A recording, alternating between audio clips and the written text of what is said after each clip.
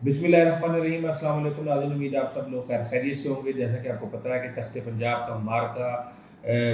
आखिरी फैसला कुन मराहिल के अंदर दाखिल हो चुके हैं और बड़े बड़े दावे किए जा रहे हैं, दोनों तरफ से दावे किए जा रहे हैं। जाहिर सी बात है, एक तरफ तो अरकान उनके मुकम्मिल हैं, तहरीक इंसाफ और मुस्लिम लीग काफ के, जबकि दूसरी तरफ जो इत्तेहादी हुकूमत है वो दावे कर रही है कि हमने काफ़ी लोगों को तोड़ लिया है। कभी 5 होता है, कभी 7 होता है, कभी 10 होता है, कभी वो राना सनाउल्लाह की ज़ुबान में 50 तक पहुँच जाता है। लेकिन जो पंडित हैं, जो सियासी तज्ज़ियाकार हैं, जो मुखबरियाँ देने वाले हैं, वो कोई और स्टोरी सुना रहे हैं और वो ये कह रहे हैं कि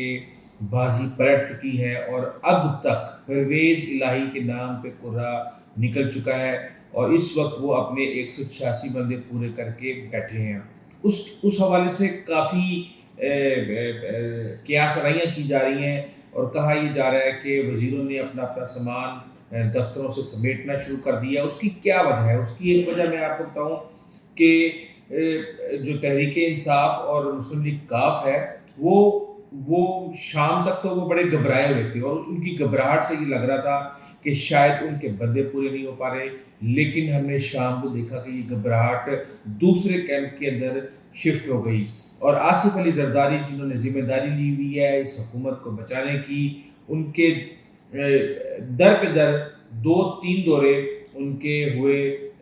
चौधरी शुजात के घर पे। और कुछ इतलात तो ये हैं कि उन्होंने कहा कि एक दफ़ा वो मुलाकात करके चले गए, जब वो दोबारा मुलाकात करने के लिए आए तो कहा ये गया कि परवेज़ इलाही के साथ भी मुलाकात होनी है। लेकिन जो हमारी इतलात है उसके मुताबिक परवेज़ इलाही और मोनिस इलाही वहाँ से निकल गए और वो उन्होंने मुलाकात करने से इनकार कर दिया। मुख्तलिफ किस्म की कियासराइयाँ की जा रही हैं और कहा यह जा रहा है कि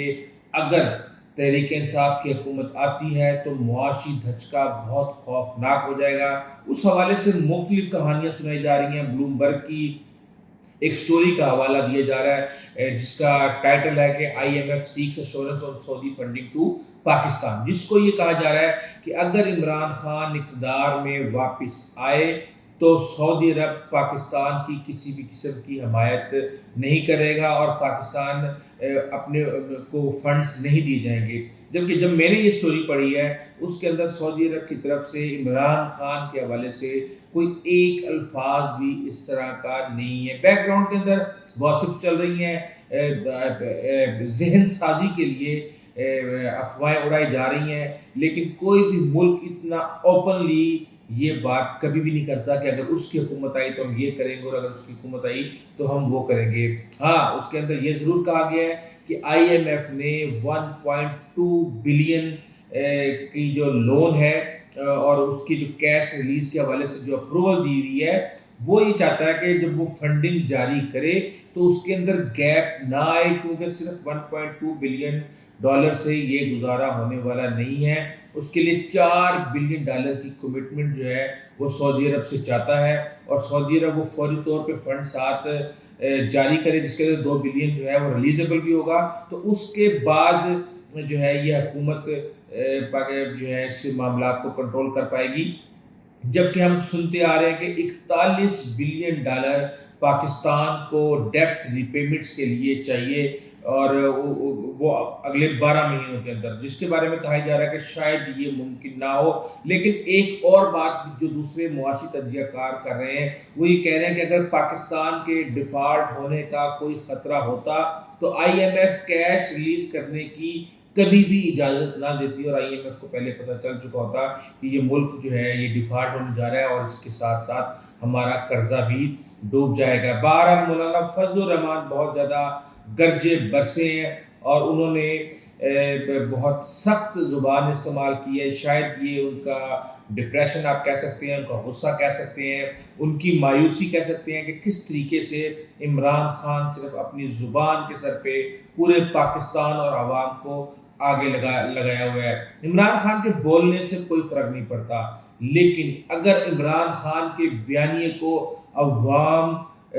बाय करे और अवाम उसके बयानिए पे यकीन करे, उसके लिए निकले, तो फिर सबको बहुत फ़र्क पड़ता है। यही वजह है कि इदारे भी इस हवाले से मोहतात हो गए हैं कि जिसके साथ अवाम उससे लड़ना बहुत मुश्किल है और यही चीज़ जो है वो इत्तेहादी हुकूमत के डिप्रेशन में इजाफ़ा کر رہی ہے۔ مولانا جو ہے ساتھ میں شہباز شریف کے اوپر بھی برسے اور یہاں تک کہہ گئے کہ پنجاب جانے اور یہ جانے، ان کو چاہیے کہ رانا ثناء اللہ کو کہیں اور ان کو پٹا ڈالیں، ان کے اوپر اتنے بڑے بڑے کیسز ہیں، B R T foreign funding case, معلم جبا اور اس طرح کی چیزیں ہیں، تو اس کو لاکر میں ڈالنا چاہیے، جبکہ یہ چیز اتنی آسان نہیں ہے۔ دوسری طرف ہم یہ دیکھ رہے ہیں کہ سابق ڈی جی آئی بی آفتاب سلطان کو ایک دن کے اندر اندر نوٹیفیکیشن بھی جاری کر دیا گیا ہے، اور کہا یہ جا رہا ہے کہ آفتاب سلطان کو لانے کا مقصد یہ ہے کہ عمران خان کے خلاف جتنے بھی کیسز ہیں ان میں تیزی لائی جائے۔ جو اطلاعات ہمارے پاس آ رہی ہیں، میاں نواز شریف نے ڈائریکٹ آفتاب سلطان کا نام دیا ہے۔ 2014 کے دھرنے میں ہم نے دیکھا تھا کہ آئی بی نے بہت ہی اہم کردار ادا کیا تھا۔ اس وقت ہم نے یہ سنا تھا کہ ایک ٹی وی چینل کو ایون آئی بی کے فنڈ سے 3 ارب روپیہ بھی جاری کیا گیا تھا حکومت کی طرف سے، اور اس طرح کی بہت سی باتیں آئی تھیں۔ انہی کے دور میں ایک کال بھی ریسیو کی گئی تھی خفیہ اداروں کی، جس میں کہا یہ جا رہا تھا، تحریک انصاف کو پیغام دیا جا رہا تھا کہ آپ نے وزیر اعظم ہاؤس جانا ہے اور وہاں پہ جا کے آپ نے توڑ پھوڑ کرنی ہے اور وزیر اعظم ہاؤس کا کنٹرول سنبھالنا ہے۔ اور آئی بی نے اس وقت میاں نواز شریف کی یعنی حکومت کی مدد کرنے میں کوئی کسر نہیں چھوڑی تھی، اور میاں نواز شریف نے اس وقت ہیوی قسم کے بجٹس آئی بی کو دیے تھے، جس کے اندر حساس قسم کے آلات خریدے گئے تھے تاکہ جو پاکستان کی دوسری بڑی طاقتور خفیہ ایجنسی ہیں ان کا مقابلہ کیا جا سکے۔ اب آفتاب سلطان یہ کام کریں گے یا نہیں کریں گے، اس حوالے سے جب جنرل مشرف کا ریفرنڈم ہو رہا تھا تو یہ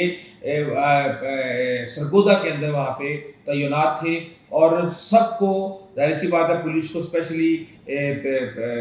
ہدایات جاری کی گئی تھی کہ آپ نے زیادہ سے زیادہ ٹرن آؤٹ کروا کے اور جنرل مشرف کو آپ نے ایک بھاری اکثریت سے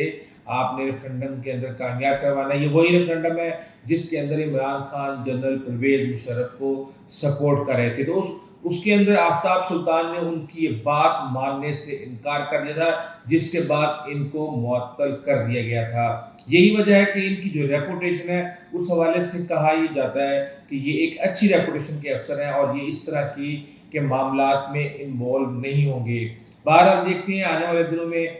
کیا حالات پیدا ہوتے ہیں، لیکن اس وقت پاکستان کے لیے مشکلات بڑھتی جا رہی ہیں، اور پاکستان کے ساتھ ساتھ جو پاکستان کی عوام ہے اس کی مشکلات کے اندر بھی شدید اضافہ ہوتا جا رہا ہے۔ ہمارا جو مہنگائی کی شرح ہے وہ پچھلے 6 ماہ کے اندر 12% سے 21% پر جا چکی ہے۔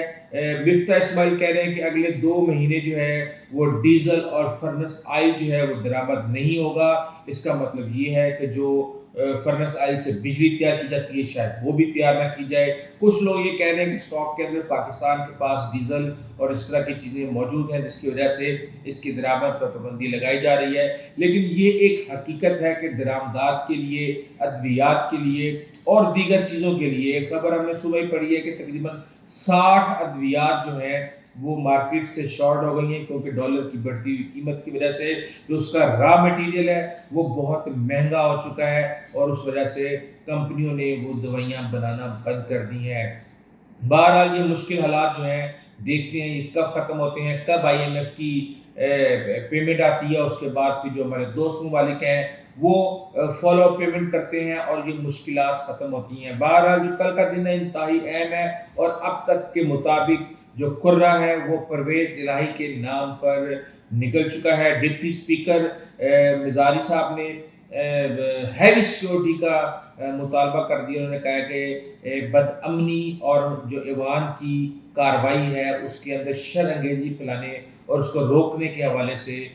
خبریں مل رہی ہیں، اس لیے سیکیورٹی فراہم کی جائے، اور فول پروف سیکیورٹی فراہم کر دی گئی ہے اسمبلی کو اور رینجرز کو، اس حوالے سے اسٹینڈ بائی کر دیا ہے۔ کل کا دن انتہائی اہم ہے، بلکہ آج کا دن انتہائی اہم ہے، اور ہم یہ سمجھتے ہیں کہ اللہ تعالیٰ پاکستان کے حق میں جو بھی فیصلہ کرے پاکستان کے حق میں بہتر کرے، چاہے جو بھی جماعت آئے جیسے بھی ہے، لیکن پاکستان کے حالات اور پاکستان کی عوام کے حالات کو بہتر ہونا چاہیے۔ ایسے تک اجازت دیجیے، اللہ حافظ۔